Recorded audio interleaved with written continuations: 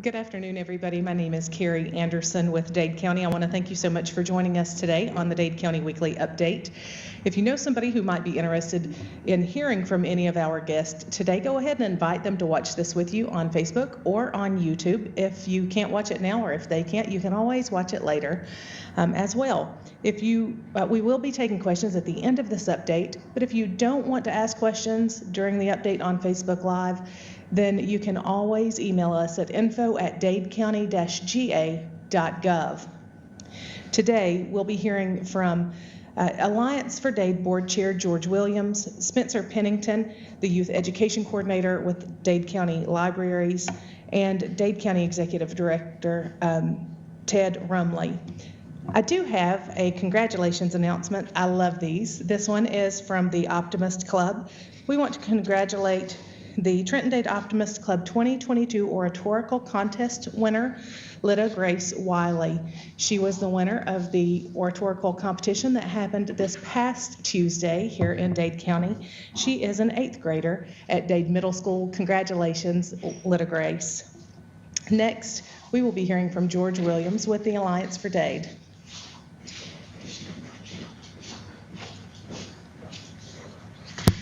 Thank you, Carey. George Williams from the Alliance for Dade. I'm here to do your community news events coming up. So be ready. I see you'll be able to see it on the screen. But the school board monthly meeting is going to be Monday, February 28th at 5 o'clock. The GOP monthly meeting will be held on Monday, the 28th from 6 to 7:30 at the Dade Administration Building. Optimist Club meeting is on Tuesday, the 1st of March at noon at Guthrie's. The Alliance for Board Dade meeting is also on Tuesday the 1st at 7 p.m. Preschool Story is on Thursday the 3rd at 10:30 a.m. Is that at the library, Carey? It is. Is that the library? It okay. is. That's preschool, Thursday the 3rd at 10:30 at the library. The clothing bank at New Salem United Methodist Church is held on Thursday between 10 and 1, where you can do a clothing drop-off. Friends of Cloudland Canyon Star Party is coming up on April the 2nd. That's an evening event when it gets dark so you can see the stars. Rising Fawn Church of God is having an Easter egg hunt on April the 16th. The Blue Ribbon Glow Run, which is for the prevention of child abuse and neglect, is going to be held on Friday, April the 22nd at 8 p.m. So it's a nighttime run event. The second Smoke on the Square barbecue fundraiser for Hands Up Ministry is scheduled for September 10th. So that's way out there. So be prepared for some barbecue at that point. Registration deadlines. Registration deadline for the 4-H Chick to Chicken project is March 4th. Contact the 4-H at 706-657-4116 if you have questions. Dade First Family Connection, the Blue Rainbow Glow Run registration deadline is March 15th. The event is actually on April the 22nd, but the deadline is the 15th, so contact them. And tonight, we're going to have juggling for families at the library. That sounds kind of interesting. So show up at 5:30 at the library for juggling for families. Friends of Cloudland Canyon's Friends meeting is tonight at 6 o'clock, and they're going to have historian Donna Street at a meet and greet at 5:30, and then after that a meeting, and we'll hear from Donna. And I want to thank all those who attended today's Lunch and Learn held by the Alliance for Dade. We had Ted Rumley, our county executive, Alex Case, the mayor of Trenton, Peter Savelli from the Industrial Development Authority, and Josh Engel from Dade County Superintendent of Schools. So thank you for all that attended, and we'll let you know when the next one is. And Carey, I believe that's all the announcements for today. It is. Next, we'll hear from Spencer Pennington with the Dade County Public Library. He is the Youth Education Coordinator. He's going to be telling us about some of their upcoming events for the month of March. Hey, good afternoon. Spencer Pennington from the Dade County Library. We've got a lot coming up in March. Also, as mentioned, tonight we have Juggling for Families. That's at 5:30 at the library. In March, starting on March 3rd, we have our first manga club, and this is for middle grades and up, so about 6th grade and up. We're going to start off with just learning basic figures, and that'll be at 5 p.m. in the young adult room at the library. After that, on March 8th, we've got Kids Night. It's going to be an alien invasion. That's happening at 4 p.m. It's craft centered. Going to talk about aliens and space and have a good time with that. There's 2 opportunities for quilting coming up in March. There's intermediate and advanced quilting on March 12th at 10 in the morning, and quilting for beginners on March 22nd at noon. Please be sure to call ahead to the library to register for those. We've got our book club for adults meeting on March 15th at 7 p.m. We're talking about Finding Dorothy. That's our book for this month. For teen programs, we've also got visual journals. That's March 17th at 5 p.m. And the very last thing in March is Juggling for Families on March 24th. That's a Thursday at 5:30 p.m. And don't forget, every single Thursday, we've got Ready to Read story time with a different theme each week. And a craft time right after. Tons of songs and dances. It's good for all energy levels. If you've never been, it's a good time to start coming. I've got something for everybody. Thank you. Next, we'll hear from Dade County Executive Ted Rumley.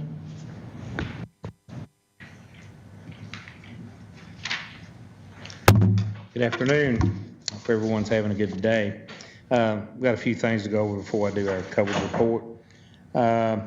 Start with, we had a little issue there yesterday. I mentioned it this morning over there with the subdivision behind the high school, the flooding there that happened yesterday. And then we had a train that actually had blocked the tracks over there for a good while. And we've got to talk to Josh Engel today. They did get the gate open over there. There is a way out there, but it belongs to the school, comes into their parking lot. And we're going to work out a deal there where we can put one of our county locks on that gate, and we'll actually, if anything like that were to happen or looks like it's fixing to flood, we'll be able to open that gate, and that way they'll be able to get in and out. We've known it for a long time. We've not had that much trouble with it. It's coincidental that the train would break down or would stop right there while that's going on, but still, though, it's something that needs to be addressed, and we're taking care of that. So we've got a issue there. I've got a meeting in the morning with GDOT up on Sand Mountain there. Driving by, it's not real noticeable, but there's quite a water problem there coming around the 136 there when you come through the bluff line there off to the right coming down. And it's actually destroying area properties all the way down through where the wedding venue's at and all in there. And that is on private property, but the state has agreed to come up and meet with me up there. They're going to look at it and see if it's anything they can do to divert some of that water. So we'll see what happens there on that. Been doing a lot of work over in Murphy Hall. Had some calls, people not sure what's going on there, but we're just prepping that road for the paving we're going to be doing over there in the spring when the season comes in. There's just a lot that we've done on the ditching, and there's a lot more to be done before we actually can get started over there. So that's what's going on there. I want to mention the Tire Amnesty Day. I mentioned that this morning. That's going to be the first Saturday right now. It's set by the state. That can change. They did one year, they changed on us. But right now it is set for the first Saturday in May. And if it rains or if it's inclement weather, we'll do it the following weekend. So we'll be giving more details on that in the future, as far as the number of tires and size of tires and all that. But right now, Miss Bradford, she has really worked on it hard to make this happen. Alan was actually the person that really pushed it before her dad. Of course, Alan passed away, and Melissa's been elected to his seat, and we're glad that she's following through with that. We will have a comprehensive planning meeting, another one on March the 15th. It'll be at 1 right here in this meeting room, and the public's invited. We do have a committee there that will be meeting here, and is that the final? We have one more after that, don't we? I think. We have one more after that. One more after that, and it'll be on up into the summer, up in warm weather. And they said they will be sending out a survey sometime close Yeah. to this too, so. Yeah, so it'll be in the paper and on Evans, and so people will know about the survey. Let me see. One other thing, it's just I want to thank everybody that turned out on Friday night, Friday evening. We had a kind of a gathering down at the South Dade school there, the old Rising Fund school, and we had right at 70 people there, and it was a good evening. We had a lot of old timers that went to school there. People are still, still in the area. Some that weren't. Some come from Tennessee. But it was a really enjoyable evening. I think everybody there had a really good time. And we had Alex McMahon there. He's a professional photographer, and he made some actually photos there that's really going to be precious to a lot of people. I mean, it was a special night. We had some bingo. I had about 30 plus gifts there, and then we had all the food. It was no charge to any of it. It was I had homemade stew and chili and fried chicken, and just most everybody left. They took a to-go box with them. So we're going to try to schedule another one of those on up into maybe June or July. Try to catch it when people's not too busy, but we'll have another one, and maybe we'll have more people there, because I know there's a lot of people that had called me and they had other plans they couldn't attend, but it was a good night. The vaccines, we're still offering both the Pfizer and the Moderna vaccines downstairs by appointments, and they will take a walk-in every now and then. I mean, if you can't, if you forget and you're here, just maybe you're buying your tag and you want to run down and just see if they can, we'll give it to you. Chances are you can get in. You might have to wait just a little while. They are not doing testing. We say that over and over, but they're not. They're concentrating on the vaccine itself. And of course, the testing locations are still the same: Primary Healthcare, Lawson Medical, Price Pharmacy, Lookout Valley up by Walmart up there, CVS Pharmacy. And then also they're still offering the free testing at the Colonnade in Ringo every Monday and Wednesday from 9 till 6. And now, didn't they start another one? We talked about it 2 weeks ago, and they were going to actually have another one that was actually free at one of the clinics over there. They did, and it's on our Work out or not website, work but I out? don't have it. No, because it didn't really. They announced it, and then it kind of didn't pan out. Yeah. Yeah. Okay, but anyway, that's really good there, because if you're over there, in the area, it's free, and it is a drive-through. You don't have to get out of your car, and that's what I like. You can just drive through and stay there, and and go on your way. You don't even have to get out. Also, the home COVID testing kits, they are available online. They're allowing still 4. Is that right, to a family? I think. And Four to a household. that website is on our is actually on the website. I'll go into our report here. We're still out there. I mean, our numbers are have been going down, but we've had 54 positive in the last 2 weeks. We've had 25 deaths and 97 hospitalizations here in Dade County. That puts our total number at 2,488 since the pandemic started. Walker County, they've had 263 tests positive in the last 2 weeks. That puts their number up to 13,341 total from beginning. Catoosa County, they've had 225 positive tests in the last 2 weeks. That puts their top number into 12,292 for Catoosa County. Chattooga County, they've had 56 in the last 2 weeks. That puts their top number in 5,228. Moving down to Tennessee, Hamilton County. At this time, there's 1,589 active cases in Hamilton County. Their top number total number is 97,442 since the beginning.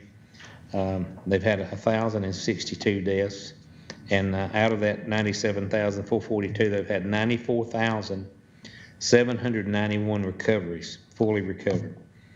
In Marion County, at this time, they have 212 active cases in Marion County. Their number is 8,745 total from the beginning. But out of that number, they've had 8,412 recoveries and 121 deaths. Moving to Grundy County, They have 75 active cases right now. Their total number is 3,947. Out of that number, there's 3,804 that's recovered, and they've had 68 deaths. Go down to Alabama, down to Jackson County.